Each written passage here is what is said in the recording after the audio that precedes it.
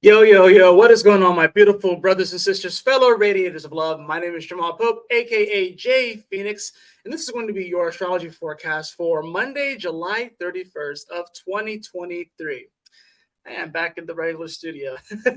Well, like I said, I am dog sitting or pet sitting this week, but I'll be coming back to my actual, apartment from time to time. So some videos you'll see over there, some videos you'll see in this setting, but today for this one, you'll get this setting. So woohoo! Anyways, so we have the moon, which is going to be in Capricorn for pretty much the whole day. Coming off of that pretty intense weekend. I mean, not super intense as far as like exact aspects. I think it was really more so just this sort of decompression energy with, everything having built up in Leo. And now, of course, we have Venus, which has moved out that 28 degrees. Black Moon Lilith's at 19 degrees, So, and then, of course, we have Mercury at 3 degrees of Virgo already. So we definitely have a bit of a decompression kind of energy. This week kind of kicks off in an interesting way because I do think that this is going to be a very powerful week for all of us. We are going to have, of course, that full moon in Aquarius on Tuesday. And by the end of the week, the moon will be in Pisces as well. And, I, yeah, we'll see the sun getting ready to actually make it square over to Jupiter too. And then eventually, of course, next week we'll try Chiron. So we do have some building energy this week. As far as like today goes, like I said, we do have that moon in Capricorn right now. Rather early in the day, that moon is going to make the square over to Chiron, actually. So it's going to make that square over to Chiron, and by the end of the day, it will join up with Pluto in Capricorn and square the nodes as well. So the moon in Capricorn, it's a bit stressed, especially because Pluto's here, especially because, like I said in my last one, the moon's kind of coming back around to Pluto, and Pluto's just sort of like, just kind of like just like whatever. And the moon's just trying to like, all right, we're getting like this thing we have to figure out this thing emotionally, and this thing's happening in society, and that thing's happening in society, and that thing's crashing, and that thing's collapsing. And Pluto's like, yo, just chill for like a second. The moon's like, how can I chill when I got to sort out how I feel about all of these different things? And Pluto's just sort of like, oh, that sounds like a you problem. Like, honestly, right?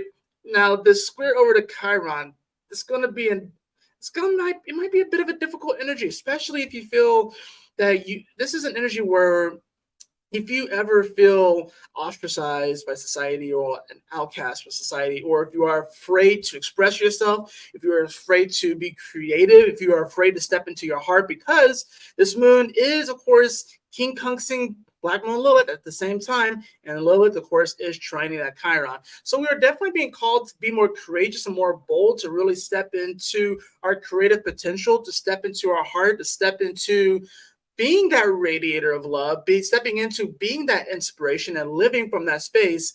But the difficulty, of course, comes where it's like maybe in the past we might have expressed ourselves and maybe it was rejected. Maybe we weren't accepted. Maybe we were told that we were lesser, that what we were following was false. These sort of things may come up. And people, maybe your character was called into question because of maybe a way that you express yourself. Maybe it's because, in many ways, maybe society wasn't ready for that yet. Some of you guys are like really, really way ahead of your time. But that doesn't mean that you should stifle your creative potential and what you can manifest here just because you're ahead of your time.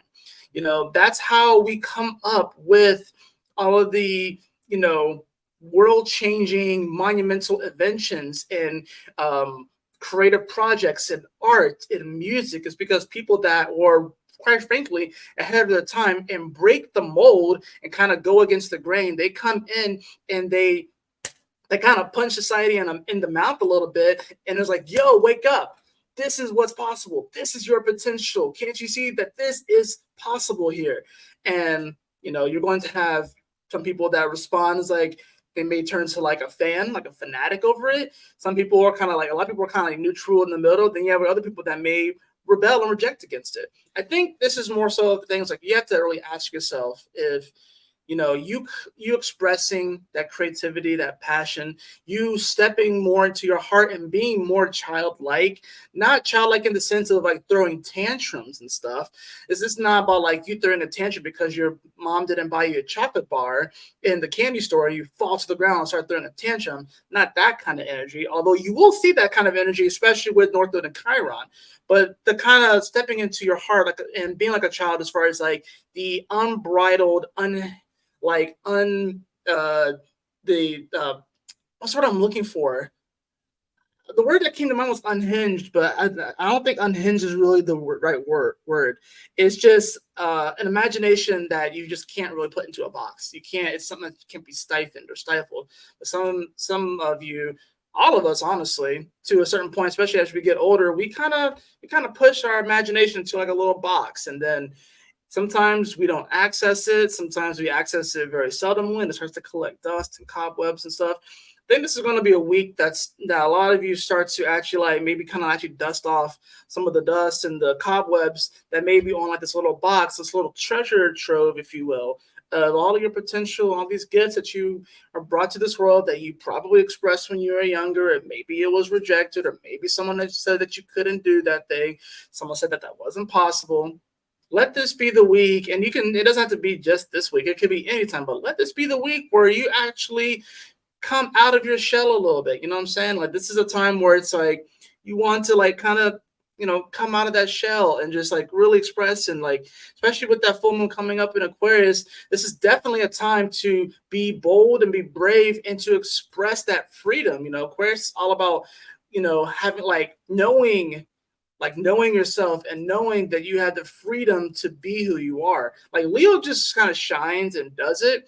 Leo is like it's like the main actor. You know what I'm saying? It is sort of like that golden child, if you will. But Aquarius is just like, do you know that you can be free? Do you know how unique that you can be? It's interesting how Aquarius simultaneously rules like groups of people in the collective, but also the individual. You know what I mean? So it's like, I think sometimes we can get lost in the sea of humanity and wonder, am I really special? Does God really listen to me? Am I really connected? Is there enough for me? Is there enough abundance for me? And I think that's a lot of the things that we're starting to question. The moon, of course, it will make a trine over to Uranus, so there could be some shakeup energy as far as that goes.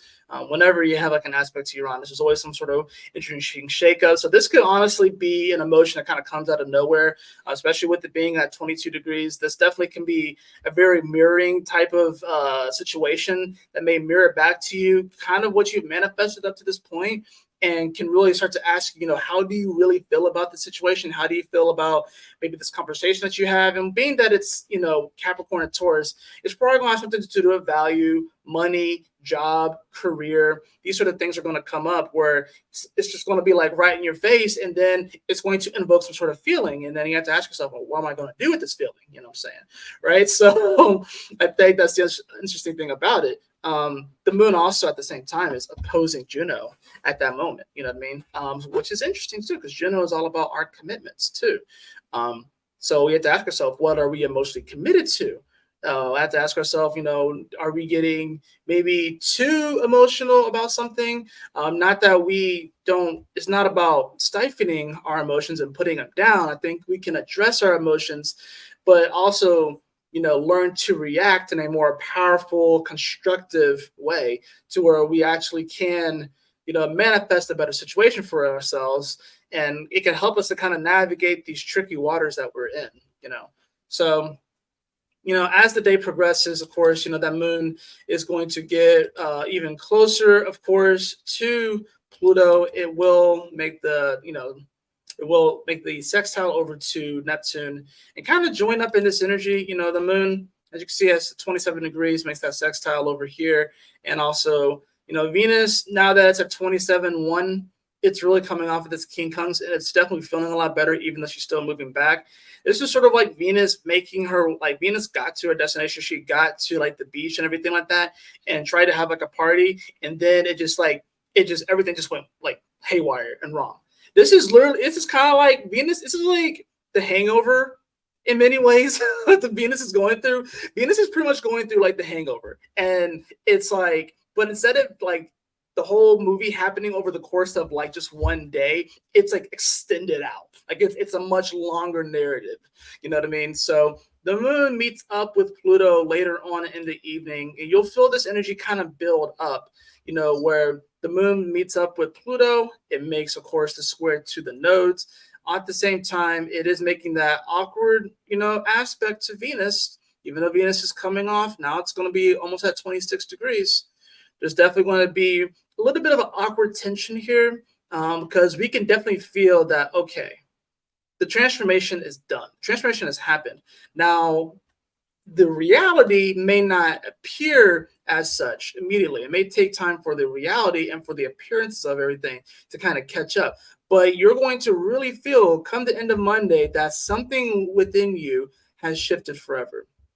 And, I kind of see this as honestly going as one of two ways. Either you're going to really open up and really start, and, I think the full moon also there's multiple opportunities to kind of, wake up from the different paths that we may be on. So, but as far as like this moment, I think we're going to wake up to this moment. It's like, all right, either you're going to really start to open up your heart and open up to source and really, really begin to like tap more into your creative potential, or you're going to kind of fall down and double down this path where you may even suppress it further. And the reason why people are going to do that is because it's more comfortable to do so. Because it's not comfortable and easy to become more aware and more self-aware. It's not easy. It doesn't feel good necessarily to be more awake and to ascend in consciousness. It's not an easy thing. It's a lot easier to just kind of suppress that and to kind of just go with the current narrative and to go with the dominant narrative of the day. So there's going to be a moment here, I think, when the moon reaches this spot, it's definitely going to sort of like light up this emotion of some massive transformation in you when it comes to wherever Capricorn is in your chart. That's where it's going to be. So for me, this is my second house, so it's going to be a lot about self-worth, money, value, beauty, even food, those kind of things. Although food is kind of Virgo. I will say that Taurus is food, or the second house is food. I would say that Virgo is more so diet, if anything. So, but Taurus would be like the food itself. So, but that's at least what it is for me. It could be different for you. But there's going to be this, like I said, there's going to be a couple times today where we sort of have like this emotional, like, sort of like, kind of like clarity or breakthrough or so. First, we get the trine to Uranus, which I think is interesting because I think what that trine is going to do is that it is going to prepare us for this, conjunction with Pluto, because Uranus should give us like a pretty cool, unique idea. It should be like an aha kind of moment. And then based off of the way that you perceive that aha moment that you have when it makes the trine to Uranus, will determine how you respond whenever the moon comes over Pluto here, right? And when it joins up with squaring the nodes too, because that's the other thing. The squaring of the nodes, it's going to be tough because we'll see this transformation and we'll have to ask ourselves, okay, which way do I go? Do I really kind of step out and be authentically me? And the thing about Aries too is that Aries is not mind playing the bad guy. Whereas, Libra is here trying to keep the peace and stuff like that. But a lot of times, every sign can be the good guy and every sign can be the bad guy, right? But a lot of times Libra is the one that's kind of pulling the strings from behind, but just making everything seem all kumbaya and like, make everything seem peaceful and diplomatic, right? But really, they're the ones like pulling some mad strings, especially with the South Node here. Like, South Node in Libra is like the definition of like diplomatic energy gone wrong. You know what I mean? Diplomatic energy gone in a way that doesn't actually help the people, that doesn't actually bring peace, that doesn't actually bring balance and harmony, but is skewed. We're being called to come into the North Node energy in Aries, to be bold, to go forward, to be a warrior, to have that fire within you and that drive to move forward and create something without, like I said, you don't necessarily want to ostracize yourself from other people because the sun is still in Leo, right? So there's definitely some positive energy here that's wanting us to move forward and be bold and create. But there's also some energy where it's like, yeah, it's not going to be easy. It's going to be tough. Wouldn't you rather just come over here and sit down and, have this milkshake, or, wouldn't you rather just watch this 2 or 3 hour movie? I'm not saying that you can't do that sort of stuff. I'm saying that, like, invest some time in yourself, invest some time in your spirituality, invest time in your connection to source. That should be something that we should all do every day, and we probably do every day subconsciously, but you can do it from a conscious place, even better. But I think if there's a week to kind of reevaluate how we connect to source and the collective and what we know, this is going to be a week that really starts to answer some questions for you. Not all of them, but it's going to start to answer some questions for you.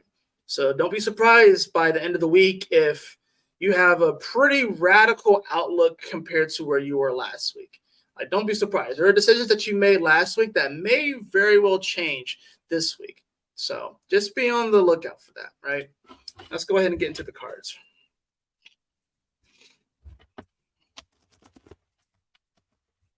All right, let's go ahead and get to these cards. What we get.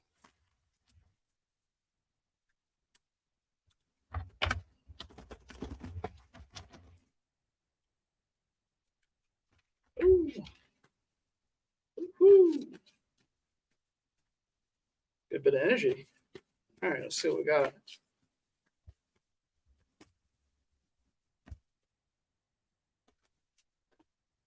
Oh, yeah, it's interesting. So this card just popped down. It's the Ten of Wands, and it landed in the reverse position.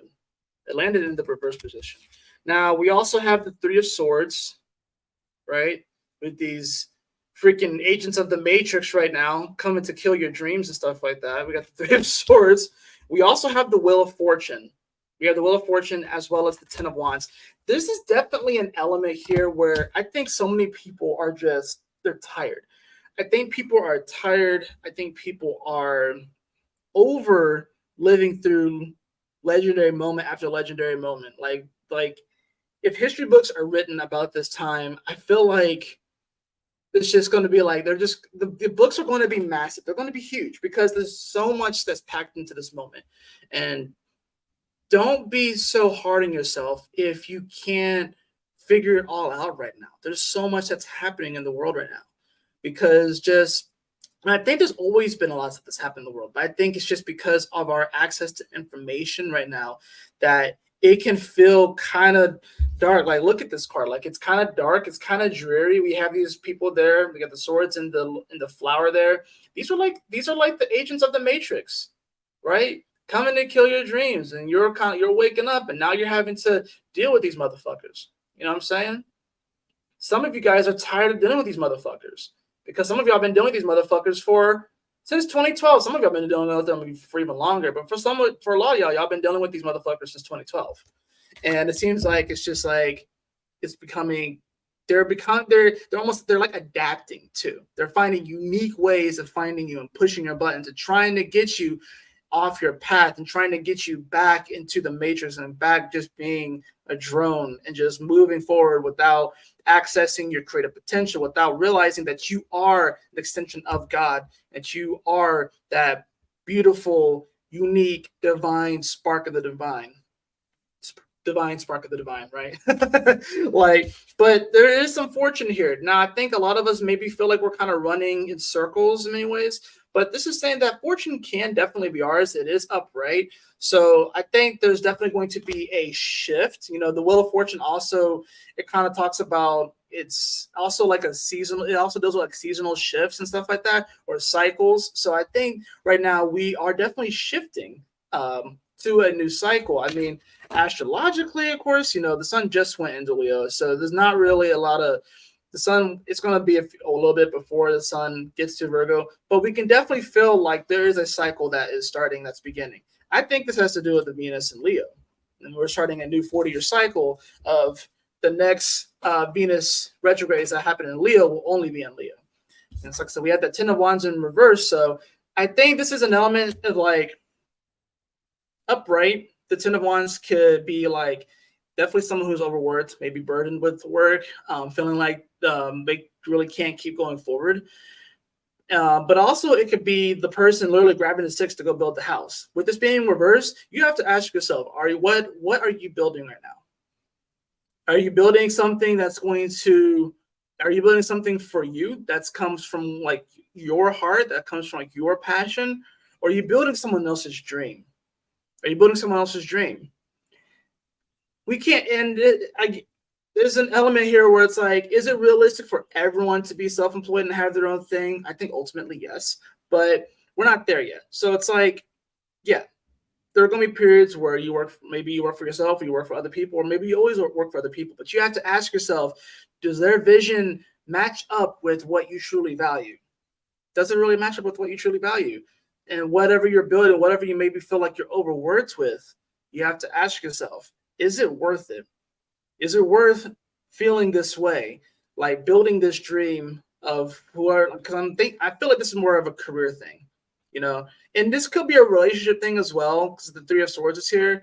It could be one or the other, or it could be both, but you have to ask yourself, what are you building, and is it worth building? If it's not worth building, it's okay to drop the sticks and to move forward. It is what it is.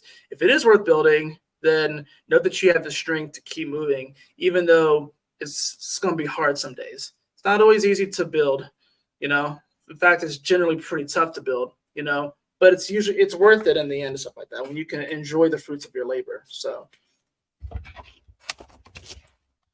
yeah, don't let them block your shine. Don't let these don't let these ancient agents of the matrix block your shine. Don't let them block your shine. Don't let them put you down. Don't let them knock you off your groove, your energy.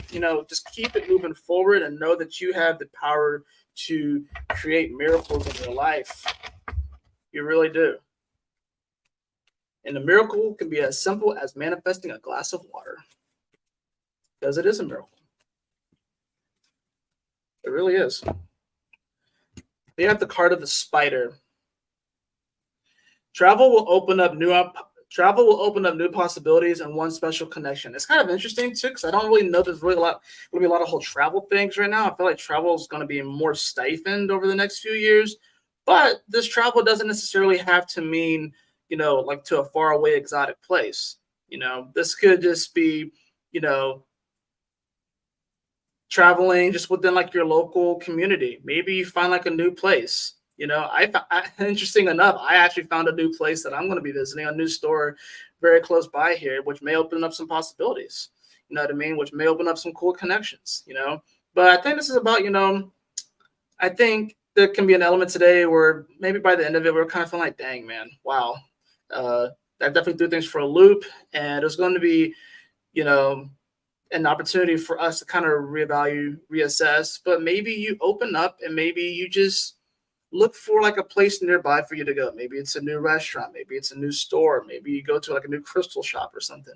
Maybe you walk in somewhere and someone offers you a job and you weren't even thinking about it. You might have been thinking about it, before, but you weren't like actively looking and stuff like that. That's the sort of energy that can happen here. So just be open to the possibilities of the day. Be open to those connections potentially happening, and you're making those connections. So I think it'll be a beautiful day for definitely getting some deeper clarity on things and understanding as we build up to that full moon in Aquarius, which will happen on Tuesday. So yeah, that's what I got for you guys. I hope that you guys enjoyed this forecast. If you did, please like, share, and subscribe. I definitely appreciate it. And if you would like a personal reading with me, beloved, you can follow the link in the description below to my website, jphoenix.com. And as always, I will see you guys on the next video. Y'all take care. Stay blessed. Have a wonderful Monday. Peace.